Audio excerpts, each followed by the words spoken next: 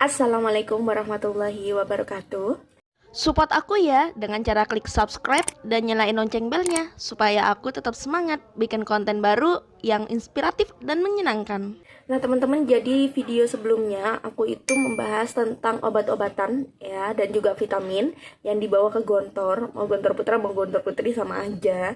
Nah, di sini aku bakalan ngebahas tentang si BKSM. BKSM sendiri kepanjangan dari Balai Kesehatan Santri dan Masyarakat. Jadi kalau misalkan teman-teman sakit, teman-teman gak usah khawatir karena teman-teman bisa minta obat-obatan sebenarnya di BKSM. Tapi BKSM ini hanya buka di jam-jam tertentu. Jadi kalau misalkan bukanya itu ada jamnya. Jadi nggak sewaktu-waktu teman-teman misalkan jam 9 malam tiba-tiba teman-teman sakit terus pengen ke BKSM. Itu nggak bisa teman-teman. Jadi emang ada waktunya tersendiri. Nah, di sini pertanyaannya yang banyak adalah, Kak, gimana Kak kalau misalkan aku tiba-tiba sakit?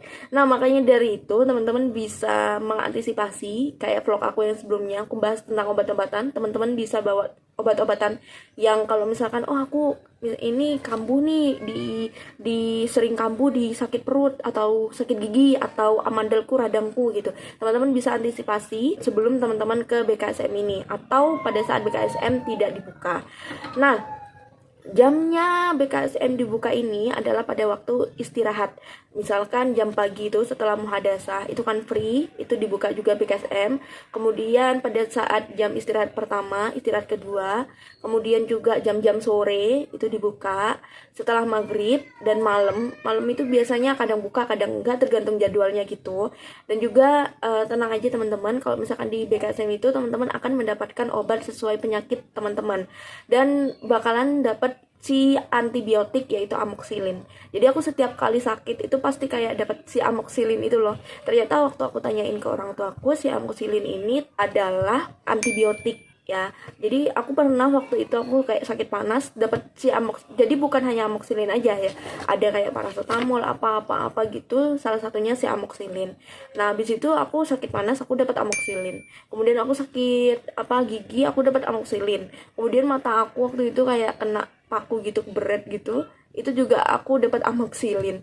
Jadi aku di sini tuh kayak bertanya-tanya, sebenarnya nih amoxilin nih obat apa sih kok aku setiap kali sakit dikasih amoxilin? Ternyata pada saat aku tanya orang tua aku, itu adalah antibiotik. Nah, kemarin itu aku udah bahas obat-obatan ya, salah satunya tolak angin, terus juga vitaminnya ada ini, kemudian juga obat-obatan aku ya. Nah, sekarang untuk kalau misalkan teman-teman sakit ya, kan teman-teman ke BKSM. Jam bukanya udah aku kasih tahu tadi. Kemudian misal teman-teman kan pasti bertanya-tanya kalau misalkan sakitnya parah banget gimana Kak gitu. Sebenarnya BKSM itu udah mengantisipasi ya. Di sana juga bisa diinfus. Kemudian juga apalagi yang di Gontor Putra sekarang udah ada rumah sakitnya ya kan, lebih canggih lagi, lebih banyak dokternya lagi. Mungkin nanti Gontor Putri akan menyusul bikin rumah sakit, amin. Karena memang udah ada fakultas kedokteran juga kan. Jadi ya semoga aja kita doakan semoga di Gontor Putri ada rumah sakit, itu dia. Nah, di sini kalau memang udah bener-bener parah banget, teman-teman bakalan dialokasikan ke rumah sakit Sragen khususnya yang Putri. Yang Gontor Putri 1, 2, dan juga 3. Kalau misalkan yang Gontor Putri 5 mungkin dialokasikan ke rumah sakit terdekat, dan juga Gontor Putri cabang-cabang lainnya itu pasti dialokasikan ke rumah sakit terdekat. Tapi di sini dengan catatan kalau memang udah parah banget ya, kalau memang udah parah banget kayak gitu. Dan di sini juga anjurin kan kalau misalkan teman-teman harus sedia obat dan juga vitamin dan mungkin Hansaplast dan sebagainya itu teman-teman sedia aja, karena sedia payung sebelum hujan itu kan lebih bagus.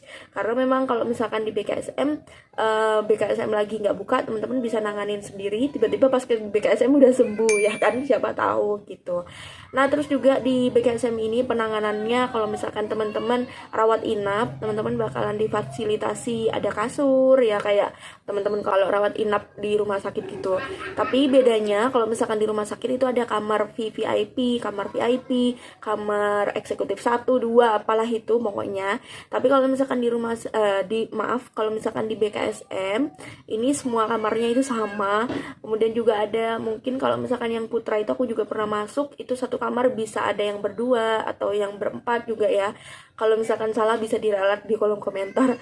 Kemudian kalau misalkan di rumah sakit sekarang kan rumah sakit Gontor juga udah bagus ya, udah berdiri juga ya, itu juga lebih canggih lagi. Tapi kalau misalkan di Gontor Putri, kalau misalkan dirawat itu bisa sampai satu kamar itu sekitar 6 8 4 atau mungkin bisa sendirian, karena yang rawat inap di situ sendirian ya, siapa tahu kan lagi nggak ada yang sakit terus teman-teman tiba-tiba ada yang sakit terus sendirian di situ.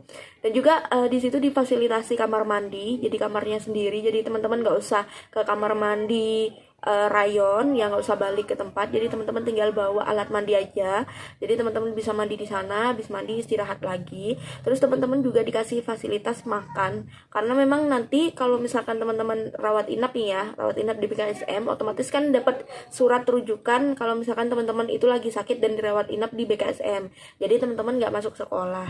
Nah, rawat inap di situ nanti teman-teman bakalan dipungut biaya untuk obat-obatan ya, jadi nanti pada akhir semester ya, di akhir semester pada waktu masih mau pembayaran gitu, teman-teman bisa minta kayak bonnya gitu ke BKSM untuk pembayaran. Jadi nanti misalkan teman-teman nginap 2 hari, nanti di situ ada listnya nih, 2 hari berapa ratus ribu atau berapa puluh ribu. Kemudian kalau misalkan teman-teman nginap seminggu itu berapa ratus ribu kayak gitu. Nah, nanti kalau misalkan teman-teman mau bayar tinggal langsung ke administrasi BKSM-nya aja. Nah Kak, kalau misalkan aku nggak bayar gimana? Kalau misalkan teman-teman nggak bayar, teman-teman bakalan nggak boleh pulang, karena salah satu syarat untuk perpulangan adalah melunasi semua pembayaran administrasi yang ada di Pondok Gontor. Nanti teman-teman kalau misalkan udah masuk Gontor bakalan paham sendiri kok gimana alurnya itu. Sekian penjelasan saya tentang si BKSM ini dan juga si rumah sakit. Mungkin aku belum banyak tahu ya, nanti aku akan bakalan cari tahu lebih banyak tentang si rumah sakit Gontor ini, dan aku bakalan share juga ke kalian. Kalau misalkan ada pertanyaan bisa langsung tulis di kolom komentar, dan jangan lupa di like, komen, dan subscribe. Terima kasih sudah menonton. Wassalamualaikum warahmatullahi wabarakatuh.